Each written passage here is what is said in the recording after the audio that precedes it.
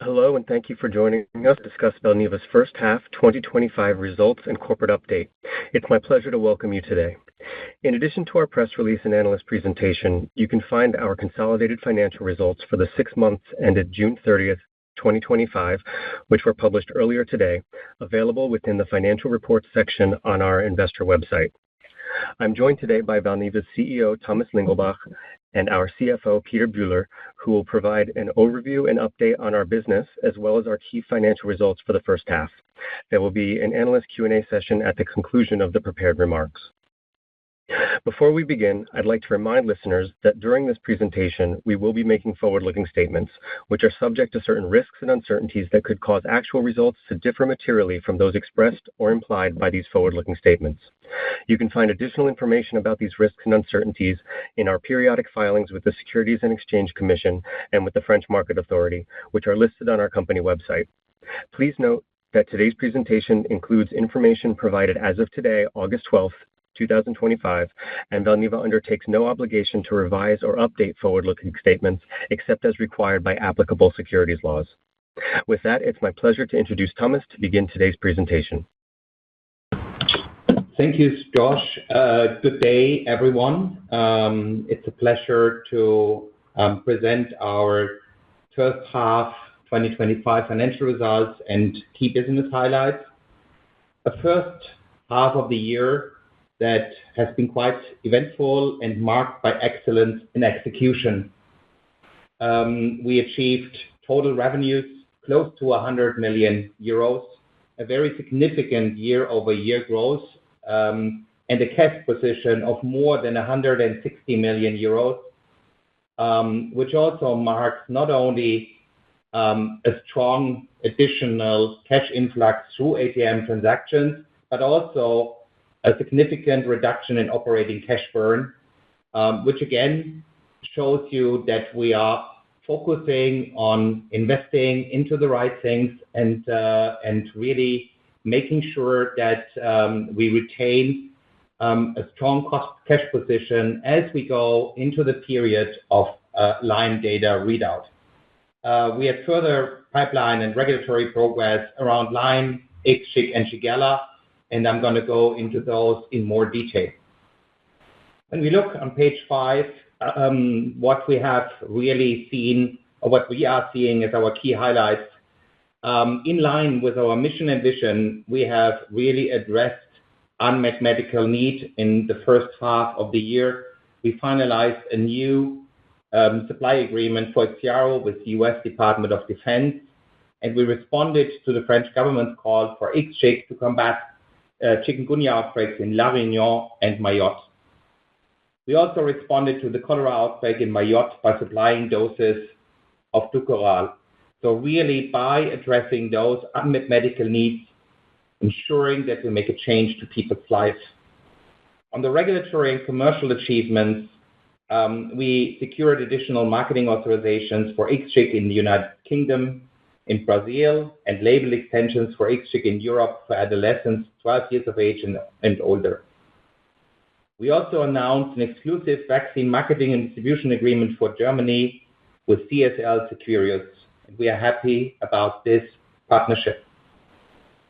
We had to undergo a very comprehensive safety assessment with the 2 key regulatory authorities, FDA and EMA, in connection with IXCHIQ safety signals observed mainly during the vaccination campaign on La Réunion.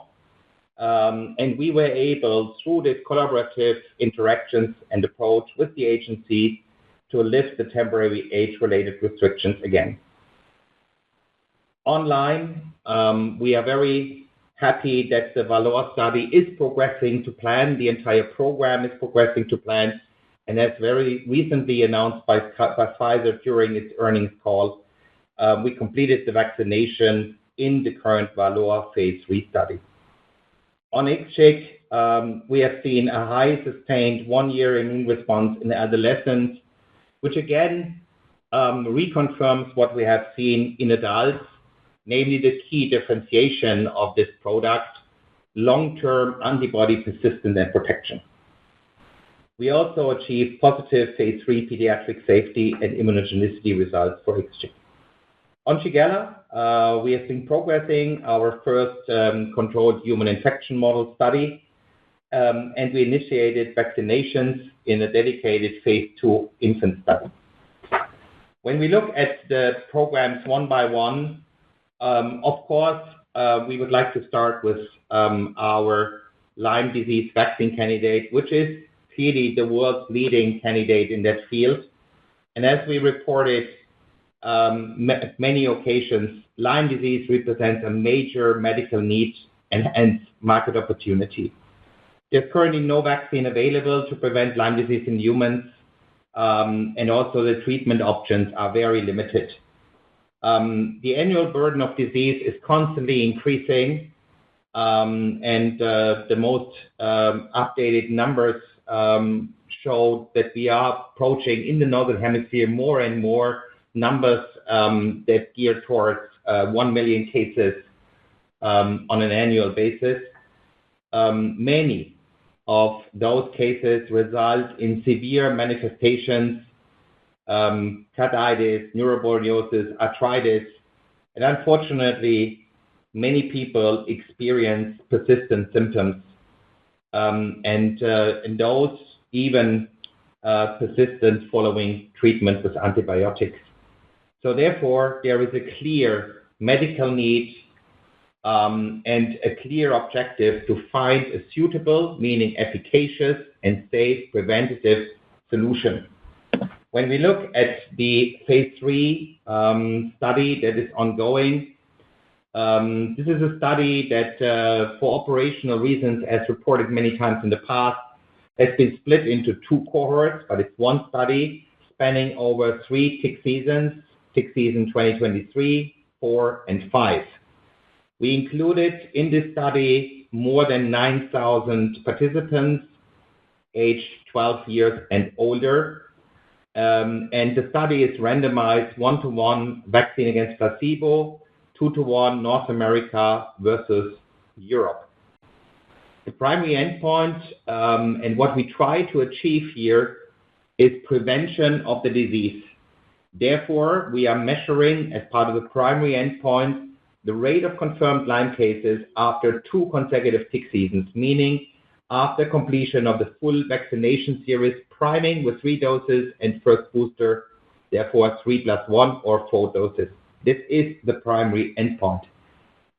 With regards to secondary endpoints, of course, we will report, and we aim to report, the number of Lyme disease cases and efficacy after the first tick season, and many other immunological endpoints as defined in the phase 3 protocol. On the slide on page 9, you can see that now all the little syringes here are marked green, and this is the key progress. And with this progress, Pfizer reconfirmed that they aim to submit regulatory applications in the United States and Europe in 2026. And this is in line with the timeline that reported, that we have reported, Pfizer reported in the past, namely that we aim to launch in the autumn of 2027, subject to positive data, to have people protected for the 2028 tick season. We are going to monitor this year the Lyme cases until the end of October. This is the end of the Lyme season. Then thereafter, Pfizer will undergo case adjudication, database cleaning and all of that. So everything is on track, and we are looking forward to this data and hopefully to a nicely efficacious and safe vaccine that will be able to make a substantial change to people's lives and represent a major catalyst for Valneva going forward. Turning to chikungunya, our single-shot chikungunya vaccine, IXCHIQ or VLA1553. We mentioned already that FDA and EMA have now lifted again the temporary restrictions against use in elderly. You know that we had reports of serious adverse events in frail elderly individuals, primarily among elderly with multiple underlying health conditions, and most of it resulted and was observed through the mass vaccination campaigns in La Réunion in response to a very severe chikungunya outbreak. EMA and FDA therefore imposed temporary restrictions while they investigated together with us the reported SAEs. I mentioned already twice that those restrictions have now been lifted, and all the labels have been updated. What has been updated primarily are the use conditions and the safety sections, precautions, and warnings, either on the prescribing information in the United States or the summary of product characteristics, SMPC in Europe. And this reaffirms what we have been saying from the very beginning. A live-attenuated vaccine has a clear advantage, especially for an outbreak disease, which is unpredictable in terms of timing. And it is coming with a very, very long antibody persistence and protection. And we are monitoring in a follow-up study antibody persistence for up to 10 years. And most importantly, IXCHIQ remains indicated for the prevention of disease caused by the chikungunya virus in individuals 18 years of age and older in the United States, 12 years and older in Europe, who are at high risk exposure to IXCHIQ. So it remains an excellent vaccine solution if given to the right people in the right setting.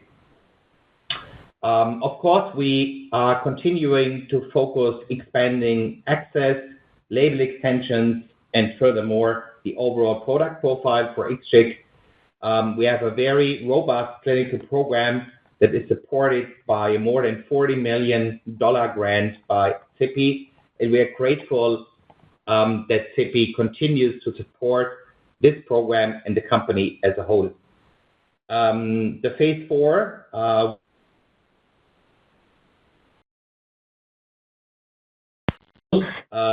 aim to confirm effectiveness and basically is a key post-marketing commitment since the vaccine got its initial approval through an immunological surrogate of protection, so-called accelerated approval pathway. There will be observation effectiveness study in Brazil, a pragmatic randomized controlled effectiveness safety study in adults and adolescents to be confirmed in other endemic countries. And we expect also further prospective safety cohort studies. On the label extension, we aim to expand access to the vaccine for all age groups and will gradually develop it accordingly. On the product profile, I think it's very important that we confirm the long-term durability of the immune response, that we have, that we can show that the vaccine following a single shot has a very long seroresponse rate and hence effectiveness. And this ongoing antibody persistence, as I said earlier, is a study that will monitor people for up to 10 years. We reported positive 3-month results today with 4 years results coming up later this year. Now turning to Shigella, which is the world's most clinically advanced tetravalent Shigella vaccine candidate. We are targeting to cover with the 4 serotypes up to 85% of the shigellosis infections. And these infections are really life-threatening, especially in young children, and therefore also identified as a priority vaccine by WHO. We are aiming to develop the vaccine both for children living in low, medium income countries, but also for travelers who are exposed to the disease. Our partner LimmaTech reported positive phase 1 data previously in this program, which got awarded FDA Fast Track designation. As I said at the very beginning, we launched a phase 2 infant study with data expected towards the latter part of this year. And we have the ongoing phase 2b controlled human infection model study aiming to provide an early look at potential efficacy, with efficacy data expected very early next year. Those studies are still led by LimmaTech, and Valneva will assume all further regulatory, R&D, CMC, and future commercialization activities in the near term. As we reported earlier, we are working on a novel Zika virus candidate. This is a candidate that we optimized against the first generation candidate that we had pre-COVID. It leverages our inactivated whole virus platform that we further advanced and developed as part of our COVID endeavor. And previous results showed already excellent immunogenicity safety. And now in this phase 1 study, we look at safety and immunogenicity with an enhanced process and optimized vaccine formulation. As we reported earlier, we believe that a vaccine solution against this flaviviral disease transmitted by the Aedes mosquitoes is needed because of the devastating effects those infections can have.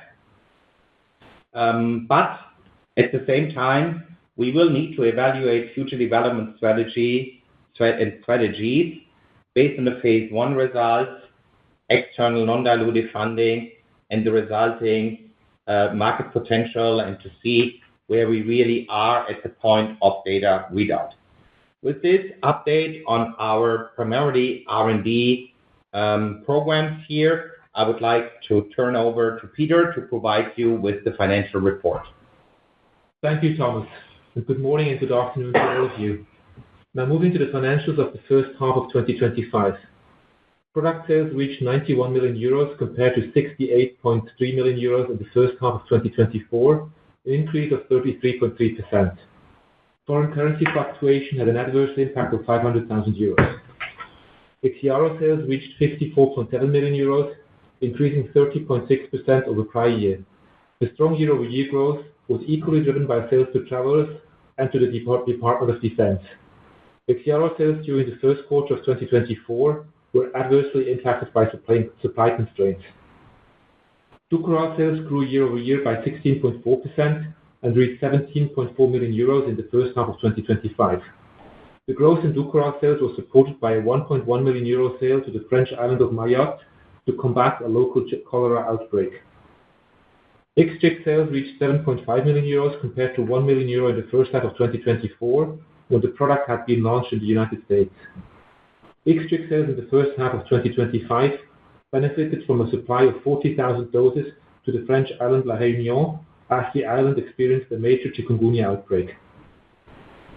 Third-party products increased by 8.8% year-over-year to reach 11.4 million euros.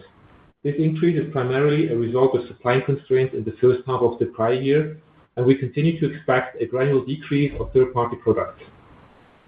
Moving on to the income statement. Total revenues reached 97.6 million euros, versus 70.8 million euros in the first half year of 2024. The increase of 37.8% is driven by higher product sales and an increase in other revenues related to the licensing agreement with the Serum Institute of India for Valneva single-shot chikungunya vaccine. Looking at expenses, cost of goods and services for the first half of 2025 reached 47.3 million euros compared to 45.6 million euros during the same period last year. The gross margin on commercial products, excluding IXCHIQ, reached 59.2% in the first month of 2025 compared to 47.7% in the prior year.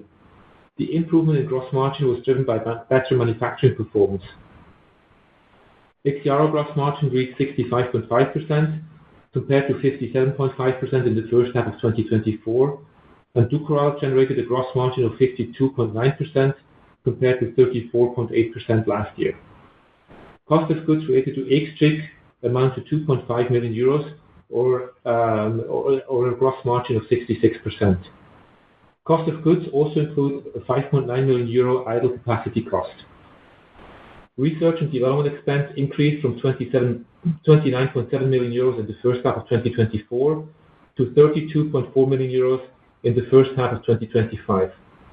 That increase is driven by costs related to the Shigella vaccine candidate following the R&D collaboration with LimmaTech Biologics. We expect another acceleration of our R&D costs in the second half of 2025, in particular driven by the IXCHIQ phase 4 program. Marketing and distribution expense decreased from 23.2 million euros in the prior year to 20.3 million euros in the first half of 2025. The increase is related to a planned reduction in the advertising and promotion spend related to IXCHIQ following the launch in early 2024. The decrease was partially offset by higher costs related to warehousing and distribution. G&A expense decreased to 19 million euros compared to 20.8 million euros in the first half of 2024. At the end of 2024, the company ran a program to increase operational efficiency, and the reduction in G&A spend is a direct result of this initiative. In the first half of 2025, Valneva reported an operating loss of 16.8 million euros compared to an operating profit of 46.7 million euros last year. Last year's operating profit was the result of the sale of a priority review voucher for a total net proceeds of 90.8 million euros. Adjusted EBITDA in the first half of 2025 reached minus 6 million euros compared to a positive EBITDA of 56.2 million euros last year. Excluding the one-off PRV sale in the prior year, adjusted EBITDA improves by 80% year over year. Before moving to the outlook and guidance, a word on cash. As mentioned by Thomas at the beginning of the call, cash at June 30th was reported as 161.3 million euros compared to 168.4 million euros at the end of 2024. Cash used in operations was reported at 10.9 million euros compared to 66.3 million euros in the first half of 2024. Now moving to slide 21. We confirm our financial guidance for the fiscal year 2025 with product sales of 170 to 180 million euros and total revenues of 180 to 190 million euros. We continue to project R&D expenses of 90 to 100 million euros.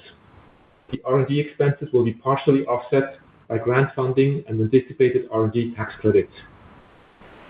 As confirmed in the first half year results, we expect a significantly lower use of cash in operations, targeting a year-over-year reduction of more than 50%. Cash will remain a key focus in order to ensure sufficient runway to reach key inflection points. In the midterm, we expect continuous growth in our product sales, focus on strategic investment into R&D, and continuous improvement in gross margin.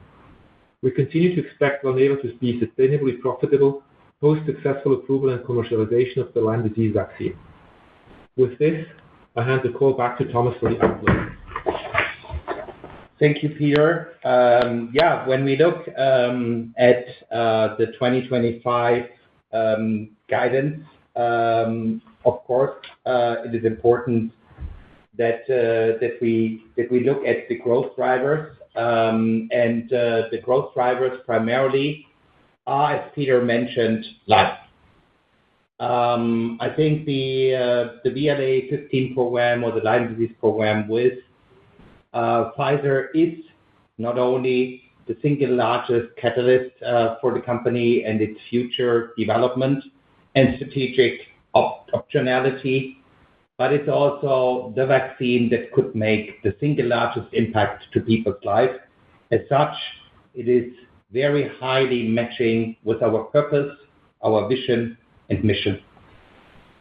Of course, in the near term, as Peter said, we will focus on growing commercial revenues, and we will reposition IXCHIQ as the right vaccine against chikungunya for the right setting and the right population and the right also geographical areas. With regards to future pipeline, we have our two early stage or mid stage clinical assets, Shigella and Zika, and our goal is to not only progress those programs but possibly even further augment our pipeline post-phase 3 successful Lyme. As such, we have really a great opportunity to become, on the back of a positive Lyme outcome, the leading vaccine biotech in the world.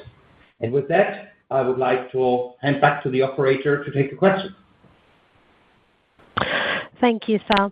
As a reminder to ask a question, please press star 1 and 1 on your telephone and wait for your name to be announced. To withdraw your question, please press star 1 and 1 again. Once again, please press star 1 and 1 for any question and wait for your name to be announced. To withdraw your question, please press star 1 and 1 again. We are now going to proceed with our first question. And the questions come from the line of Maury Raycroft from Jefferies. Please ask your question. Hi, this is Amin on for Maury. Congrats on the progress and thanks for taking our questions.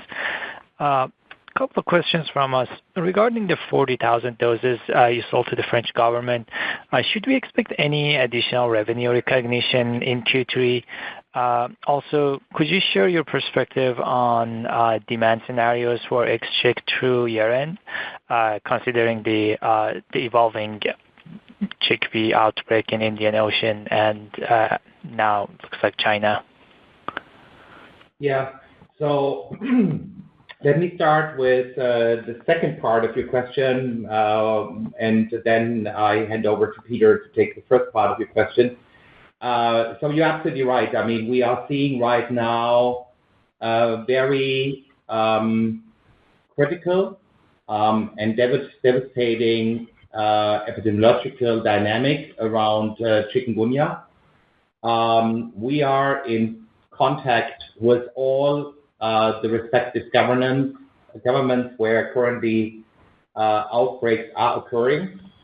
As I mentioned earlier, we believe that especially for those countries, our vaccine proposition represents a very good vaccine solution. It's too early to state at this point in time where and how we will be able to respond. We have no supply constraints. We have sufficient material available for addressing those potential response strategies.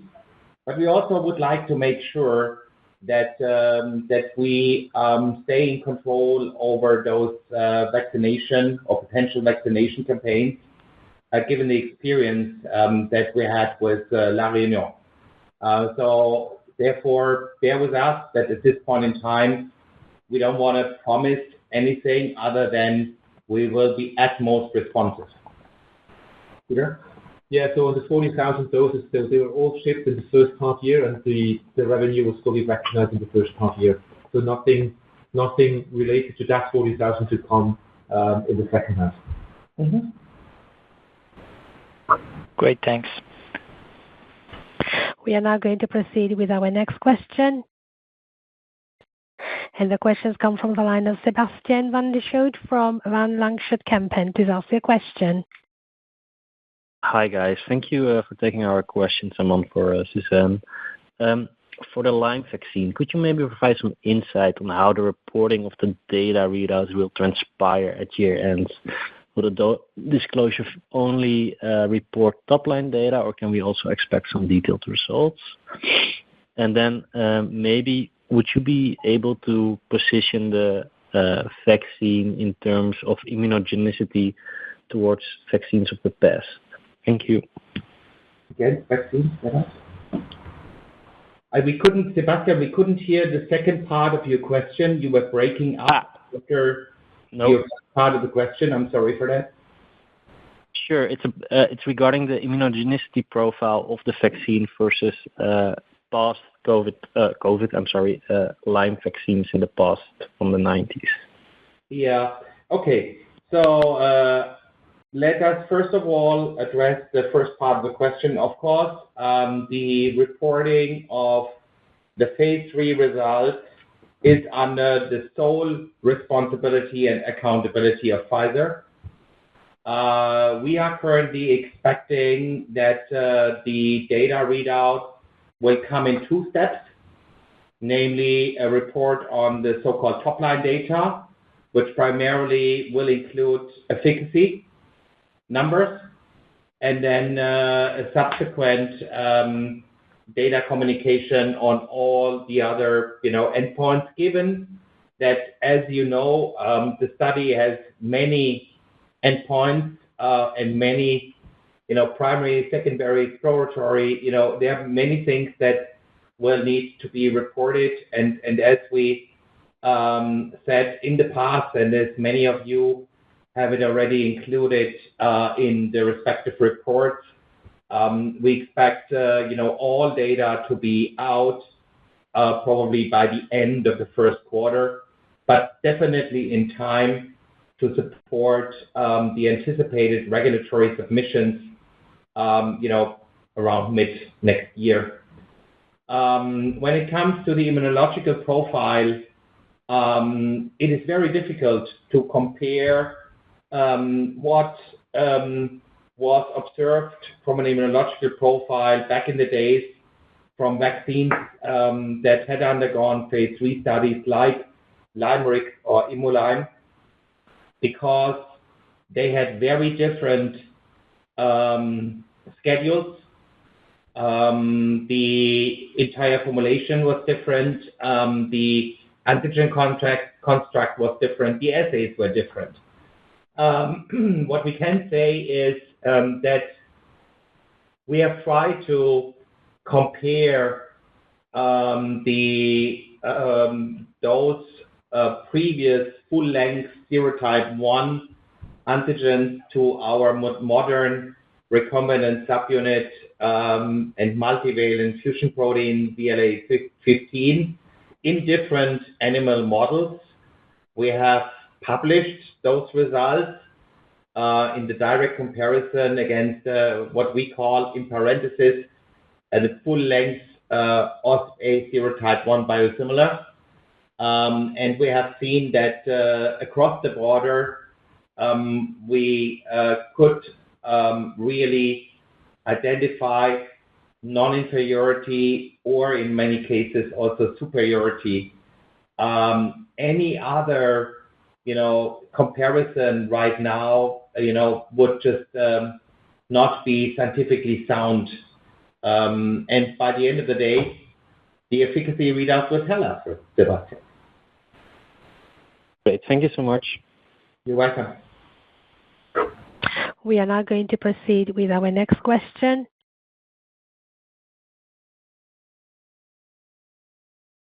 And the questions come from the line of Damien Chauflin from Stifel. Please ask your question.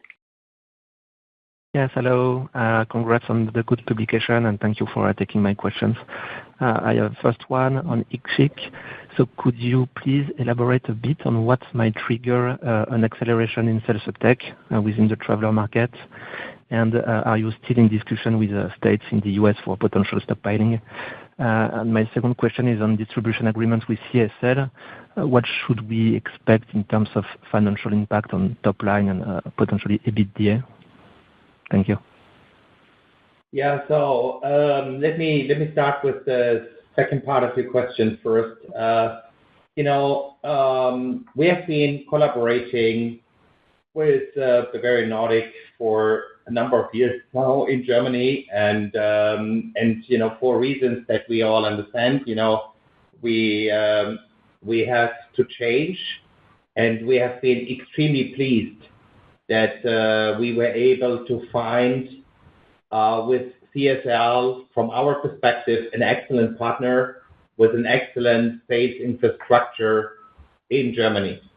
The commercial terms under the agreement are very similar to what we used to have, and therefore we do not expect an immediate, difference in, the prospects around Germany in the mid to long term, as CSL gear further up when in Germany, we may even see a potential, upside.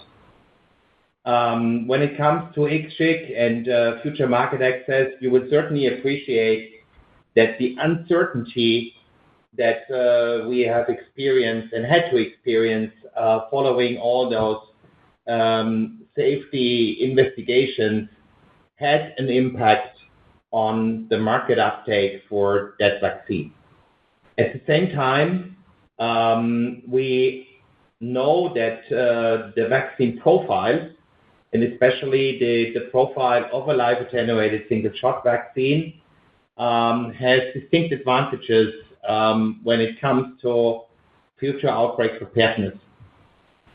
And therefore, we are expecting that now that all those restrictions got lifted, the investigations got concluded, the prescribing information and SMPCs got updated, we will see a new momentum, and we expect, as I mentioned earlier, hopefully to be able to respond to some of the emerging outbreaks across the globe right now, and all the other discussions will hopefully resume now in the latter part of this year. Thank you very much. As a final reminder, to ask a question, please press star 1 and 1 on your telephone and wait for your name to be announced. To withdraw your question, please press star 1 and 1 again. We are now going to proceed with our next question. And the questions come from the line of Rajan Sharma from Goldman Sachs. Please ask your question. Hi, thanks for taking my questions. So a couple on Lyme and the Vero trial. So on clinicaltrials.gov, the entry suggests that the primary completion date of the trial is 26th of December. So just wanted to double check your confidence that that phase 3 headline data will be coming in 2025, or is there potential that this could spill into 2026? And then just on the trial specifically, what do you consider to be the bar for success here? And I know you kind of talked about the inability to kind of do cross-trial comparisons with the previous sets of vaccines that were approved, but I think Limeric's demonstrated a 49% efficacy rate after 2 priming doses, and I think you've talked previously about potentially showing better efficacy. So is that what you're looking for? And if you have any color, it would be helpful to understand what the FDA's bar for approvability is as well. Thank you. So hi Rajan, let me start with the second part of your question first. You rightly pointed out that the direct comparison to Limerick and Lyme is very difficult. You know that the schedule was different, but also the efficacy readouts of the 2 vaccines were very different. Limerick after 2 doses, as you mentioned, a bit below 50, Lyme above 60, and then, both, very substantially increased after 3 doses. We have a different setup right now. We have with 0 to 6, and then a booster after 1 year. We have a very different immunological profile, and hence we are also expecting a very different, efficacy profile as compared to those vaccines that were developed at the time. There was a reason for why we concluded with the authorities to set the primary endpoint after 3 + 1 doses. And we are, and as I said earlier, all the, the models that were run and published in animals to show a non-inferiority or superiority, after, the final dosing. And this is what we are expecting, of course. That is what we are hoping for. There is no communicated or aligned bar for approval with the FDA or the European Medicines Agency, but there are precedents on certain efficacy levels that you can certainly point and filter out. But I don't want to mention here specifically any number. When it comes to the data readout, trials.gov always includes safety follow-up periods and follow-up periods. This is what all notifications on trial.gov show. Trials.gov shows very clearly that we have to do case count until the end of October. And thereafter, as I mentioned at the beginning, Pfizer will go through their case adjudication process and their database cleaning. And it will take as long as it will take. For us, the important thing is that Pfizer reaffirms the submission timelines and whether we will receive the top-line data a month earlier or a month later. A, it is not in our control, and B, it is not material for us. And therefore, I don't want to comment on, and put, execution timelines at this moment in time into Pfizer here. It would not be appropriate for me to do that. Okay, thank you very much. We have no further questions at this time, so I'll hand back to you for closing remarks. Thank you. Yeah, thank you so much for your attendance today, for your good questions, and for following Valneva. I hope you share with us the exciting prospect that we see in the company, in our vision, in our business, in our mission and fit and vision. Thank you so much, and have a great day.